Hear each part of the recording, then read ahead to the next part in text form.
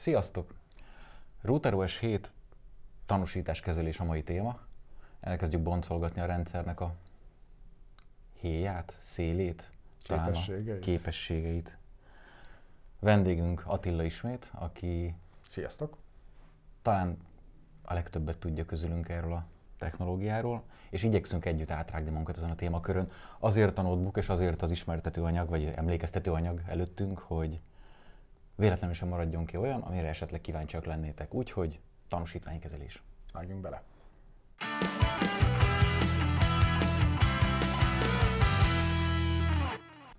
Hol is kezdjük? Tanúsítványkezeléssel kapcsolatban itt a felvételt megelőzően beszélgettünk pár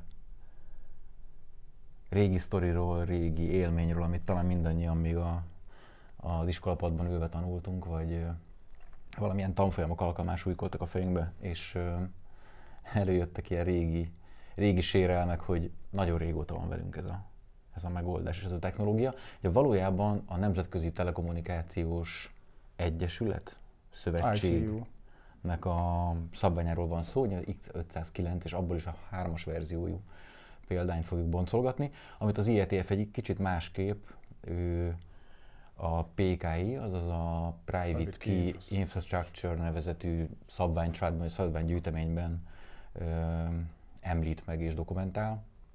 Tehát a kettő gyakorlatilag nagyon közel áll egymáshoz.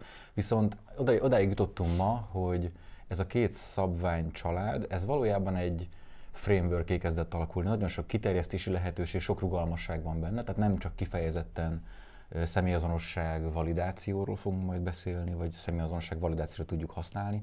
Nagyon sok más eljárás is lefolytatható ezen keretrendszeren belül. Sok a mozgásterünk. Mi valójában ma azért jöttünk, és azért ültünk össze egy asztalhoz, hogy megnézzük a RouterOS aspektusában ez a technológia, ez hogy került implementálásra, és mit kapunk a Mikratiktől. Mi az, amit ebből az egész dologból támogat a rendszer? Mi számít újdonságnak itt a RouterOS 7 kapcsán a korábbi dolgokhoz, illetve hogyan nézett ki ez a RouterOS 6 belsejében? Na jó, hát ez a személyazonosságnak az igazolása az egy ilyen nagyon komoly probléma. Biztos mindenki emlékszik arra a jelenetre, amikor Milla Jovovich azt mondta, hogy Lilu Dallas világjegy, és ő ezzel azonosította magát. Hát valami hasonló digitális identitást szeretnénk ugye mi is produkálni a hálózaton, hiszen amikor bármilyen formában kommunikáció zajlik két végpont között, akkor nem csak az a fontos, hogy mások ne figyelhessék meg ennek a kommunikációnak a tartalmát, hanem az is, hogy a beszélgető felek meg tudjanak győződni arról, hogy ténylegesen azzal beszélgetnek, akivel ők szeretnének, és magukat is egyértelműen azonosítani tudják. Mi volt az ős megoldás, amit leginkább használtunk azelőtt, mielőtt ezek a bonyolult tanúsítványok, ezek a nagyon összetett ellenőrzési módszer létrejöhetett volna? Gondoljunk arra, hogy például a VPA technológia esetén van egy olyan lehetőség, hogy egy közös előre megosztott kulcsot használjunk. Ez gyakorlatilag annak a nagyon egyszerű ilyen kőbaltás módszere, hogyha mind a ketten ugyanazt a jelszót birtokoljuk, és azt egyszerre hangosan mondjuk ki, akkor döbbenünk arra, hogy hát igen, a másik is tudja, akkor valószínű mi egy csoportba vagy egy bandába tartozunk. Ez a közös jelige jelszó. Hát, vagy gondolhatunk arra is, hogy van egy kommunikáció, és azt, ha én egyféleképpen titkosítom, akkor ugye, ha ugyanúgy valaki ezt kititkosítja, akkor feltételezhetően értelmes kommunikáció lesz belőle. Nyilván itt ugye fontos az is mellé, hogy nem egyértelmű az, hogy mondjuk egy titkosított kommunikáció során az eredmény az értelmes lesz, hiszen ezeknél a titkosítási rendszereknél van egy ciphertextünk, és utána végén lesz belőle egy szerintünk titkosítatlan tartalom, de semmi nem garantálja, hogy az értelmes is. Tehát nekünk tudnunk kell mind a kettőnek, miután a kititkosítás megtörténik, hogy mi az a tényleges információ, amit abba várunk, amivel tudjuk validálni. Hiszen kititkosítani bármit ki tudunk, legfeljebb hülyeség lesz belőle. Igen, és ennél a kulcsmegosztási problémánál is van az a klasszikus iskola példa, amiről beszélgettünk, hogy hogyan tudjuk megvalósítani azt, hogy van két ember, akiket csak egy ilyen nagyon, nagyon pletykás postást tud összekötni, és belefigyelhet a levelekben, mit tudom, a gőz fölött felbontja a borítékot és elolvassa, hogy mi van benne. És akkor hogyan lehet ezt megvalósítani, hogy ezen a megbízhatatlan rendszeren keresztül tudjunk ugye kommunikálni ketten úgy megbízhatóan, hogy meggyőződhessünk arról, hogy a túloldal az tényleg az aki, és úgy cseréltünk egymás között fontos információt, például a titkosításhoz használt kulcsot, hogy ehhez harmadik személy nem juthatott hozzá. És akkor itt van ez a klasszikus példa, a lakatos. Amit ismerünk, a lakatos példa. Ugye képzeljünk el egy közeget, szeretnék Attilával megosztani egy információt, közöttünk a végtelen világ, a kíváncsiak, a kémek, akik szeretnék lehallgatni az információnkat. Esetleg megváltoztatni az információt. Pláne. Vegyük azt alapul, hogy mondjuk egy ilyen közös titokra alapuló megoldásunk van. Én fogom ezt a közös titkot, szeretnék vele majd kommunikálni, de ezt először neki el kell valahogy küldjem, de úgy kell elküldjem, hogy a kulcsot ne kelljen mellé csomagolnom. Ezért azt teszem, hogy fogom a kis dobozomat, belegyömöszölöm ezt a közös titkot, ami csak kettőnkre tartozik, és ráteszem az én kis lakatomat, kihúzom belőle a kulcsomat, és elküldöm a túloldalra. Ő megkapja. Így van. A postás nem tudja kibontani, mert neki nincsen kulcsa, én sem tudom kibontani, mert nekem sincsen kulcsom. Hát mit tudok csinálni? Jó, hát ha nem tudom, akkor ő se tudja elolvasni, ezért én lelakatolom az én lakatommal, és most már egy 2 lakattal ellátott láda lesz, amit a postás ismét visszavisz. Ő továbbra nem tudja kibontani, mert az én kulcsom az én nyakamban van, az ő kulcsa az ő nyakában van. Megkaptad a így most már duplán biztos a ládánk, megjött hozzám, mit tehetek? Nyilván az ő lakatjába, én hiába tuszkolom a kulcsomat, lehet, hogy bele se fog menni. Jobb esélyem nincs, mint levenni a saját lakatomat róla, és újra visszaküldeni. Ugye a postás szintén nem tudja elolvasni, hiába feszegeti a dobozunkat, azon már csak Attila lakatja van az ő kulcsával. Így van, én viszont miután megkaptam, le tudom venni a saját lakatomat, és utána ki tudom nyitni a ládát, és meg tudom belőle szerezni azt az üzenetet, amit csak én titkot szerettem volna megkapni.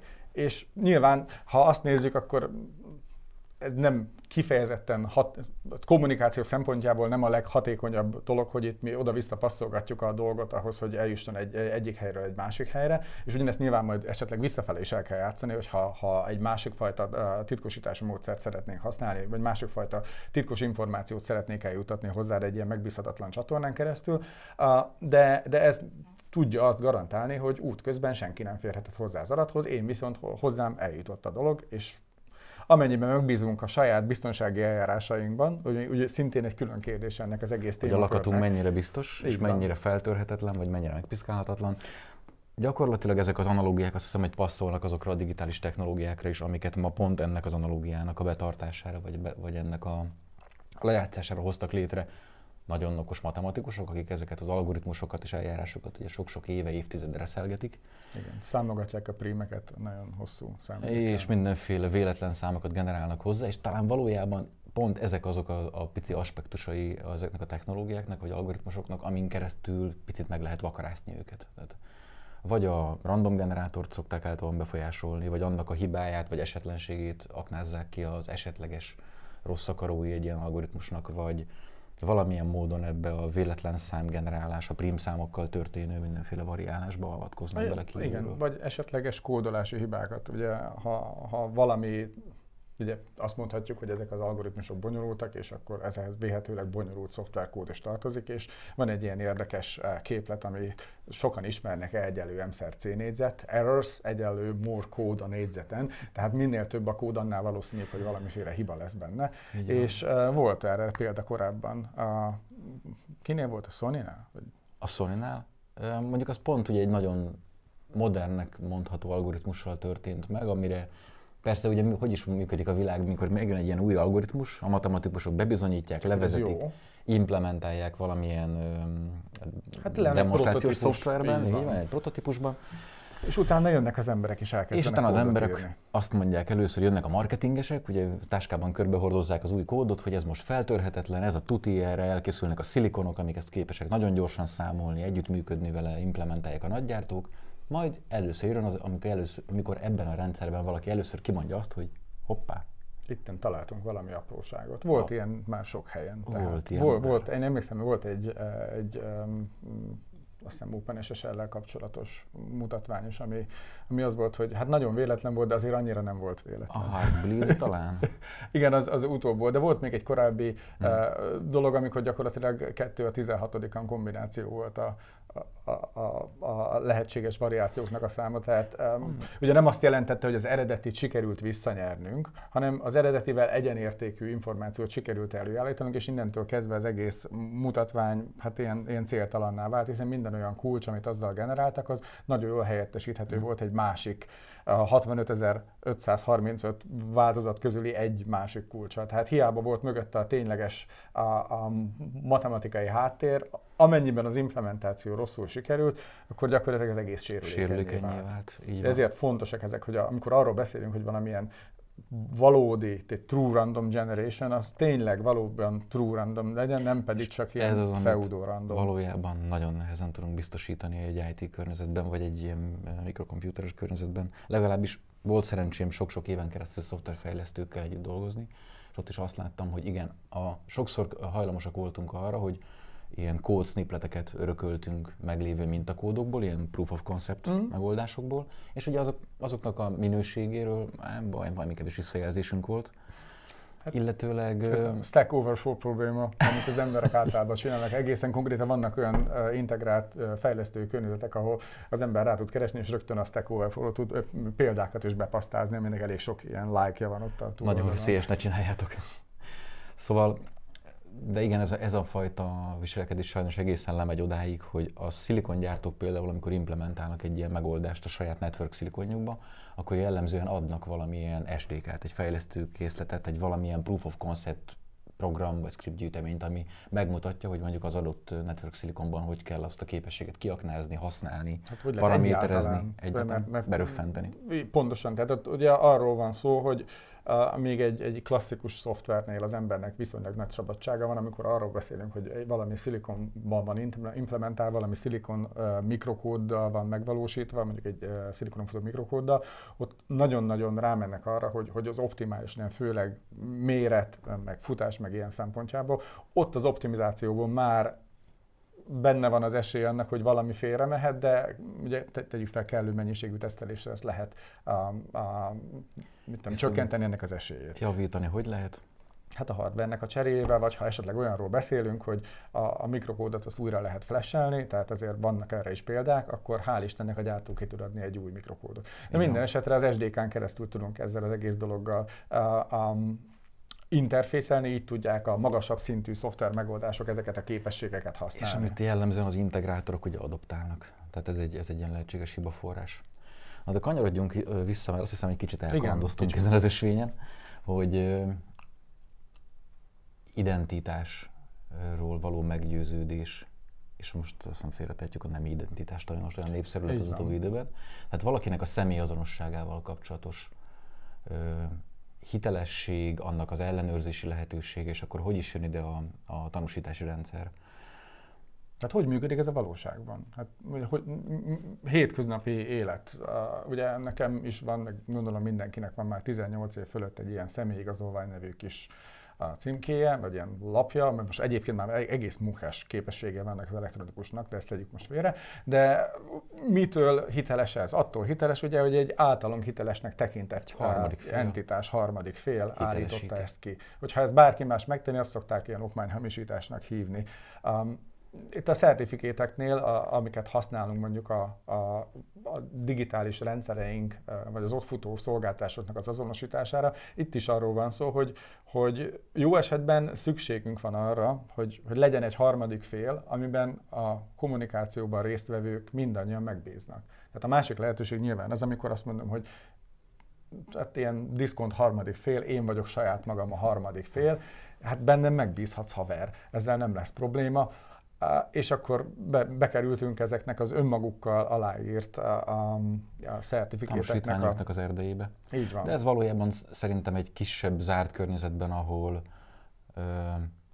kevésbé valószínű ennek a kibocsátó félnek a kompromitálhatósága ott ott többé-kevésbé, de persze megfelelő előítélet azért elfogadható. Tehát nyilván már is osztályoztuk ezeket a fajta azonosítókat két nagy kategóriába, lesznek az úgynevezett közhiteles, talán azt mondtuk, ezt a szót elfogadjuk, közhiteles tanúsítványok, amiket valamilyen kiemelt, magasabb szinten megbízható tanúsító állít elő, vagy tanúsítási láncból származó tanúsítvány lesz, és lesznek azok, amik ön alá írtak, tehát nyilván érzitek már ebből a kifejezésből is, hogy ez egy kisebb körre vonatkozik, és kevésbé preferáljuk ezeket a tanúsítványokat, de van, amikor megelégszünk a pedig nem szabad hitelességükkel, igen, minden esetre. A kettő között talán még van egy ilyen érdekes szürke zóna, amikor azt mondjuk, hogy valami éppen nem közhiteles, de a kommunikációkban résztvevő emberek mind megbízhatnak benne. Ezek a private certificate-eknek lehetne leginkább mondani, amikor van egy entitás, mondjuk egy vállalat, és a vállalat azt mondja, hogy ő már pedig egy saját ilyen tanúsítvány kibocsátót üzemeltet. És ilyen tanúsítót mi képesek vagyunk routerossal is akár üzemeltetni. Így van. Ideig szeretnénk eljutni. A szabványból amúgy érdekes, hogy a szabvány két szinten osztályozza valójában a tanúsítványokat. Azt mondja, hogy az első kibocsátott tanúsítvány az mindig az úgynevezett Certificate Authority, tehát a tanúsítvány előállító, és minden további kibocsátott tanúsítvány pedig már valamilyen szolgáltatásra, kliensre, valamilyen alszervezetre felhasználható tanúsítvány lesz majd. Hogy működik egy ilyen tanúsítvány igénylése? Mi az az eljárás, amit ma jellemzően alkalmazunk, és akkor most azt hiszem már koncentráltunk kifejezetten csak azokra az 509-es tanúsítványokra, igen, amiket ma mi a saját rendszereinkben használunk, és amikkel mondjuk egy OpenVPN szolgáltatást, egy SSTP szolgáltatást, vagy akár egy www.ssl-t be tudunk röffenteni. Először is nekünk elő kell állítanunk egy kulcspárt. Előállítunk egy privát és egy publikus kulcspárt. A privát kulcsunkat fogjuk majd elrejteni a széfbe, és azzal aláírni az általunk generált különböző digitális tanúsítással kapcsolatos módszereinket, illetve eljárásainkat. A publikus kulccsal pedig ugye ezeket az aláírásokat tudjuk majd validálni. Tehát ez egy ilyen érdekes dolog, hogy a két kulcs az hasonló dolgra képes, de mégsem egyenértékűek. A titkosításnál meg pont fordítva használjuk ezt a dolgot, hogy a publikus kulccsal titkosítunk valamit, de a publikus kulcs az önmagában alkalmatlan arra, hogy visszafejtsük ezt az információt. Ezért is hívjuk aszimmetrikus titkosításoknak ezeket a megoldásokat. A publikus kulcs infrastruktúra, és akkor már áttértünk az IETF-féle elnevezésre. Ezt a kulcspárt utána, ha a felhasználó szintjét nézzük, arra használjuk, hogy a felhasználó saját szolgáltatását, identitás adatait belekódolja egy tanúsítvány igénylő csomagba, és ezt a csomagot utána egyszerűen fogja és aláírja a saját kis tanúsítványával. És utána ezt átpasszolja a Certificate Authority-nek. Az Authority-nek, így van, a tanúsítvány kiállítónak. Így van. A tanúsítvány kiállító pedig hitelesíteni fogja ezt a tanúsítványt a saját tanúsítványával. Nyilván meggyőződik a tartalmáról, tehát most belemehetnénk abba, hogy mondjuk egy HTTPS tanúsítvány esetén ugye itt jön a marketing és az üzleti értékű aspektusa ennek a technológiának, hogy vannak A, B és C osztályú tanúsítványok. Ezek ettől menően kicsit többet is jelentenek, mint amire én most le fogom egyszerűsíteni. Mennyire győződünk meg az ellenoldalnak a hitelességéről, annak a szervezetnek a létéről, annak az üzleti eredményeiről, vagy a bármiről? Itt nyilván belementünk abba a dologba, hogy valamilyen valóban független harmadik fél által kibocsátott szertifikétekről beszélünk, hiszen még csak arról van szó, hogy a Pityi Palkó és Társa BT belső CA-ját üzemeltetjük, akkor nem biztos, hogy a hatalmas nagy mélyreásások vannak azzal kapcsolatban, hogy XYZ milyen OpenVPN szertifikéttel jelentkezzen be. De minden egyéb esetben ugye mit kell tudnunk ezekre a szertifikétekre, azok fognak tartalmazni valamiféle olyan attribútumot, ami egyértelműen majd azonosítja azt az entitást. Tehát ezt hívjuk ilyen common name-nek. És a common name lesz az, amit ugye felmutat, amikor mondja Lilu Dallas, és akkor a világegyen pedig ott lesz írva, hogy ő valóban tényleg Lilu Dallas, tehát a mögöttes tanúsítvány, az fogja tartalmazni, hogy bizony én XYZ tanúsítom, hogy ön tényleg Lilu Dallas, és itt van alatt egy szép nagy digitális aláírás, ami önmagában nem jelent semmit, de van eszközünk arra, amivel tudjuk ezt az aláírást validálni. Viszont mit néz meg a határőr még, amikor Lilu Dallas felmutatja a világjegyét? A fényképét? Az érvényességi időt. Ó, igaz. Az érvényességi időt. Ugyanis ezek a kiállító hatóságok időközönként rákényszeríthetik a felhasználót arra, hogy a tanúsítványaikat megújítsák, hogy újat kérjenek, hogy újra bebizonyítsák, hogy közben nem változtak meg, nem változott meg a személyleírásuk, nem változtattak a külalakjukon. Vagy alapvetően nem kompromittálódott bármilyen formában ez az adat.